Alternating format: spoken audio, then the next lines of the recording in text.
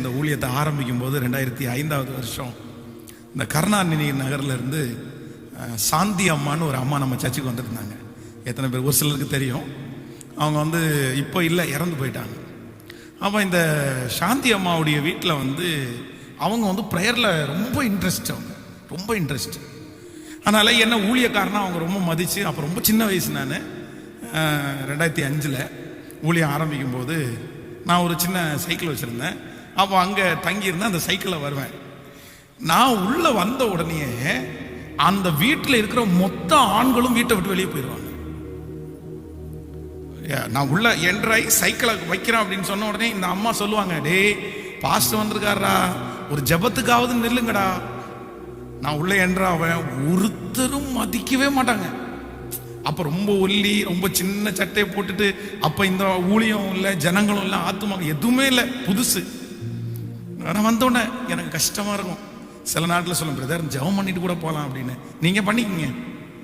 நான் உள்ள என்ட்ராயிட்டேன் அப்படின்னா அப்படியே மூஞ்சில் அடிச்ச மாதிரி எந்திரிச்சு வெளியே போயிடுவாங்க. நாட்கள் தாண்டினது. ஆண்டவர் ஊழியக்காரனா அங்கீகரிச்சாரு. இன்னைக்கு அந்த வீட்டில் இருக்கிறவங்க தான் நம்ம சர்ச்சில் முக்கியமானவங்களா இருக்காங்க. ஸோ இன்னைக்கு நம்ம சர்ச்சில் அருள் ரொம்ப முக்கியமானவர். அவர் பார்த்தீங்கன்னா நான் உள்ளே போகும்போது அவரு வெளியே போயிடுவார். நான் உள்ளே போயிட்டேன்னா இருக்கவே மாட்டார். ஆனால் இன்னைக்கு அவர் தான் நம்ம சர்ச்சில் மிக முக்கியமான நபராக இருக்கிறார். அப்புறம் நான் நம்புகிறேன் என்னன்னா, ஆண்டவர் நம்மளை அங்கீகரிக்க ஆரம்பிச்சா எல்லாரும் அங்கீகரிப்பாங்க. அல்லேலூயா. அதனால உங்களுடைய தோற்றத்தை பார்த்து, உங்களுடைய வெளிப்பிரகாரமான காரியத்தை பார்த்து இந்த உலகம் ரிஜெக்ட் பண்றதை நினைச்சு நீங்க சோர்ந்து மட்டும் போகாதீங்க. நான் சோர்ந்து போகவே இல்லை.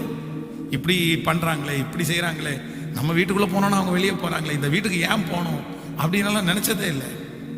அந்த வீட்டில் இன்னொரு ஆத்துமா இருக்குல்ல, அந்த ஆத்துமாவுக்காக போகணும், அந்த ஆத்துமாவுக்காக போகணும்.